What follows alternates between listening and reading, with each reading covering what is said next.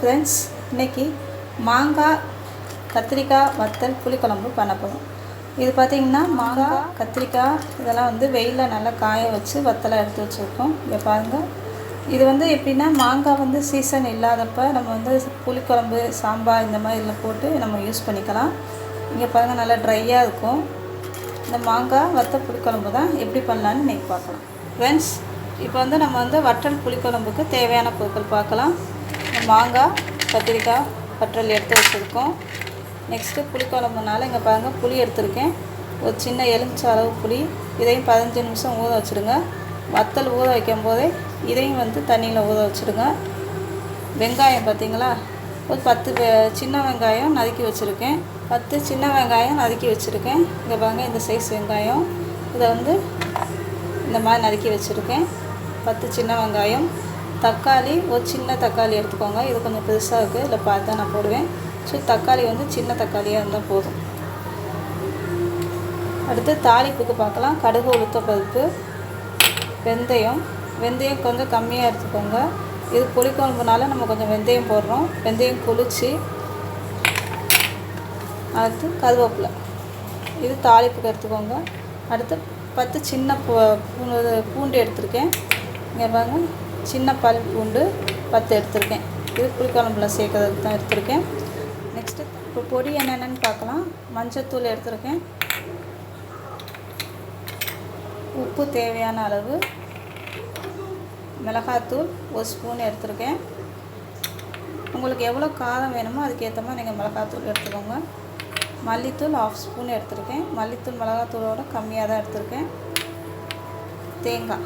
தேங்காய் பார்த்திங்கன்னா லாஸ்ட்டாக அரைச்சி ஊற்றுறதுக்காக எடுத்திருக்கேன்.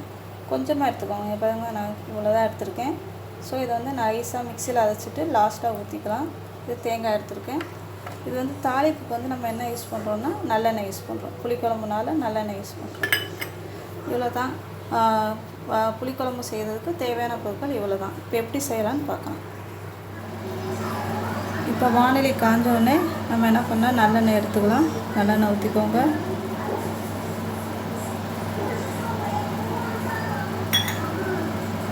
நல்லெண்ணெய் ஊற்றி காஞ்ச உடனே தாளிப்பு வச்சுருக்க கடுகு, உளுத்தம் பருப்பு போட்டுடலாம்.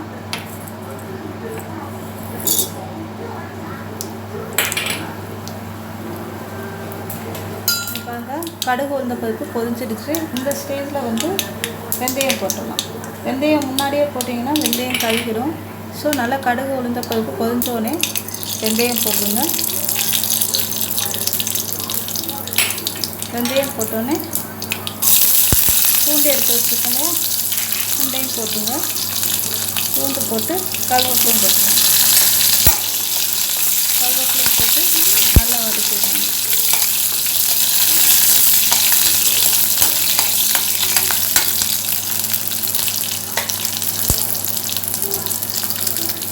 இப்போ பாருங்கள், எல்லாம் பொரிஞ்சிடுச்சு. பொரிய போது நம்ம வெங்காயம் எடுத்து வச்சுருக்கோம். அதை போட்டுங்க. வெங்காயம் போட்டுங்க. பாருங்கள், கொஞ்சம் நல்லா வதங்கிடுச்சு. இந்த டைமில் தக்காளி சேர்த்துக்கணும்.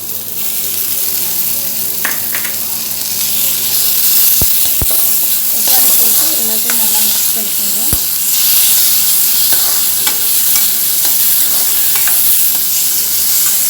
இந்த பாருங்க, என்கிட்ட பெரிய தக்காளி இருந்தாலும் நான் பாதி தக்காளி போட்டிருக்கேன். முக்கோண்டா சின்ன தக்காளியாக இருந்தால் ஒரு தக்காளி போடணும், சின்னதாக இருந்தால்.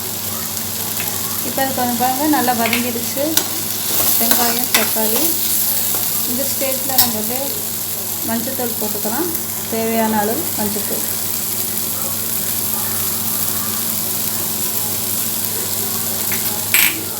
மிளகாத்தூள் போட்டுக்கலாம். மல்லித்தூள் போட்டுக்கலாம். உப்பு தேவையான அளவு. எல்லா தூள் போட்டோன்னே இப்போ நம்ம மிக்ஸ் பண்ணுவோம். பாருங்கள், எல்லாமே வதக்கியாச்சு. நல்லா வதங்கினோடனே நம்ம மாங்காய் வத்தல், மாங்காய் கத்திரிக்காய் வத்தல். இங்கே பாருங்கள், நான் சொன்னேன்ல, ஊறினோடனே நல்லா சாஃப்டாகிடும். 15 நிமிஷம் ஊற வச்சுருக்கேன். நல்லா ஊற வச்சதை போட்டுடலாம்.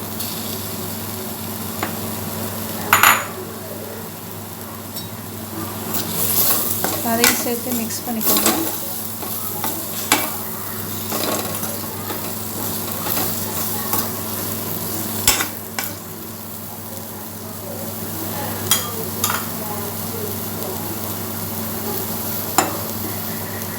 புளி ஊற வச்சுருந்தேங்க, அது தண்ணியை மட்டும் எடுத்துருக்கேன். தண்ணி ஊற்றிக்கலாம், புளி தண்ணி.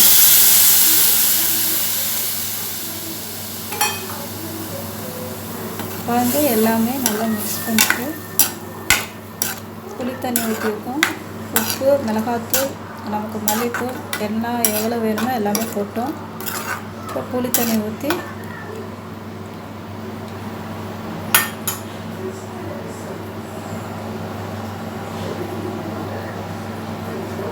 நான் இதுக்கு கொஞ்சோண்டு தண்ணி ஆட் பண்ணுறேன். கொஞ்சம் கம்மியாக இருக்குது. ஆட் பண்ணிவிட்டு மூடி போட்டு இது இப்போ ஒரு பிளேட் போட்டு மூடி வச்சிடலாம். கொஞ்சம் நேரம் கொதிக்கட்டும். இந்த வத்தல் மாலாம் கொஞ்சம் வேகணும். ஸோ அதனால் ஒரு தட்டு போட்டு மூடி வச்சிடலாம்.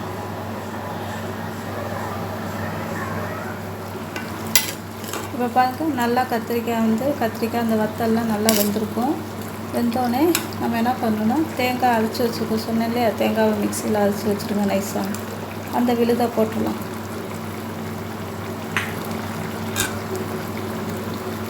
போட்டு நல்லா மிக்ஸ் பண்ணிக்கோங்க. மிக்ஸ் பண்ணி தேங்காய் ஊற்றினோடனே ஒரு 2 மினிட்ஸு சிம்மில் வைங்க. ரொம்ப கொதிக்க விட வேணாம்.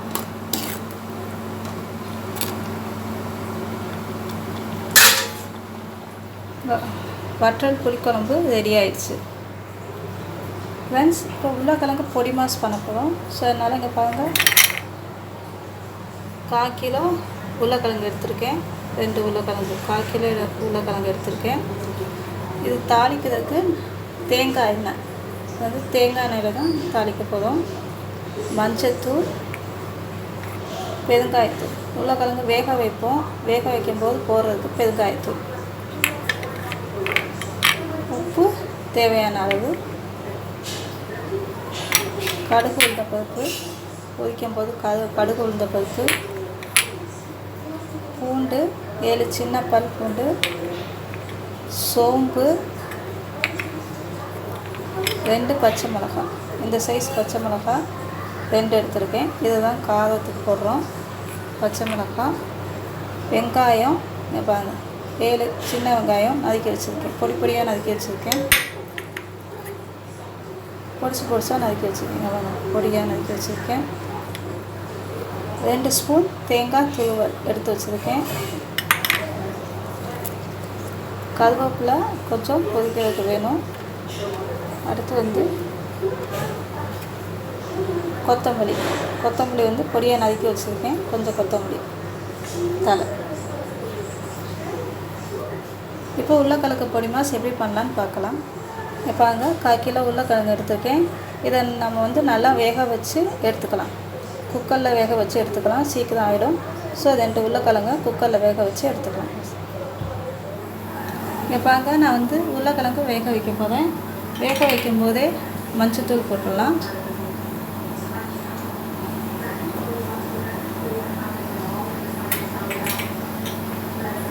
பெருங்காயத்தூள் போட்டுடலாம்.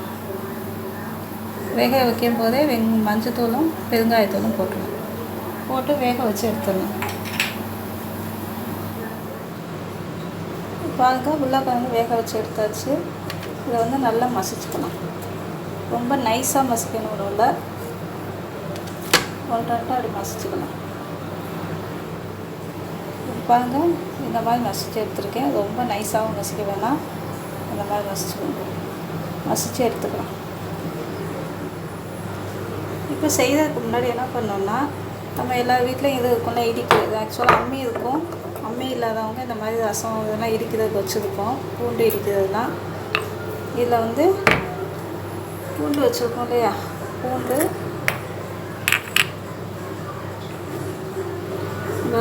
பூண்டு சோம்பு இதை போட்டு நச்சு எடுத்துக்கலாம். ரொம்ப நைஸாக வைக்க வேணாம், நச்சு மட்டும் எடுத்துக்கலாம். இப்போ இப்போ வானிலை காஞ்ச உடனே நம்ம வந்து தேங்காய் எண்ணெய் எடுத்துருக்கோம்ல, தேங்காய் எண்ணெய் ஊற்றிக்கலாம்.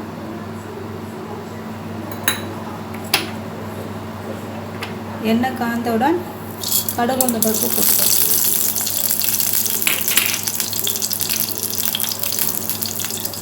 பாருங்க, கடுகு உளுந்தம் பருப்பு பொரிஞ்ச உடனே சோம்பு பூண்டு இருக்கும்லே அதை போட்டுட்டோம். தட்டி வச்சுருக்கோம், அதை போட்டுடலாம். போட்டு நல்லா வதக்கிக்கோங்க.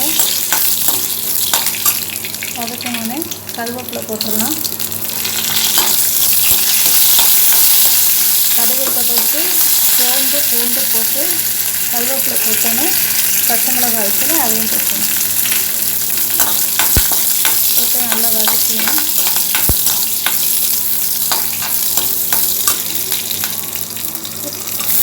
வெங்காயம் நறுக்கி வச்சுருக்கோங்க, அதையும் போட்டு நல்லா வதக்கணும்.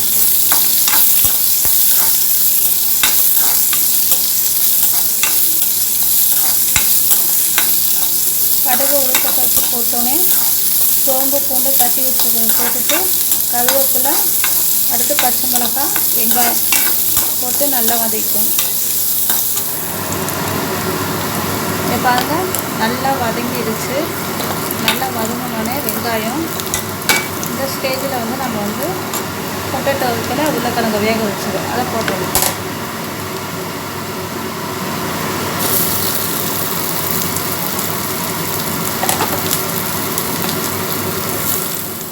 இதை பாருங்க, வெங்காயம் போட்டு உருளைக்கிழங்கு போட்டோன்னே உப்பு போட்டுடலாம். தேவையான அளவு உப்பு போட்டுட்டு நல்லா கிண்டி விட்டுருங்க.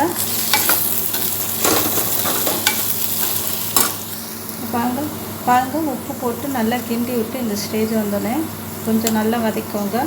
வதக்கி இந்த ஸ்டேஜ் வந்தோடனே தேங்காய் வச்சுருக்கோம்லே, துருவி வச்சுருக்கோம் 2 ஸ்பூன் தேங்காய், அதை போட்டுடலாம். போட்டு நல்லா கிண்டிக்கோங்க. தேங்காய் போட்டு ரொம்ப நேரம் இருக்கக்கூடாது. கிண்டி விட்டுட்டு இந்த ஸ்டேஜ்லேயே கொத்தமல்லி தழை நல்லா பொடி பொடியாக நறுக்கி வச்சுருக்கோம், இதையும் போட்டுடலாம்.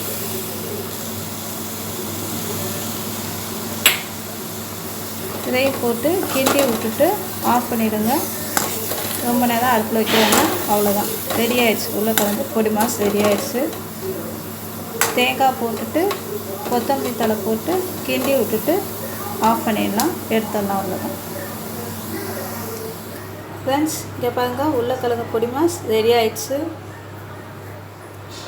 வற்றல் புளிக்குழம்பு உருளைக்கிழங்கு பொடி மாஸ் பாருங்கள். பிடிச்சிருந்தா செஞ்சு பாருங்கள். பிடிச்சிருந்தா ஷேர் பண்ணுங்கள், சப்ஸ்கிரைப் பண்ணுங்கள், லைக் பண்ணுங்கள். தேங்க்யூ.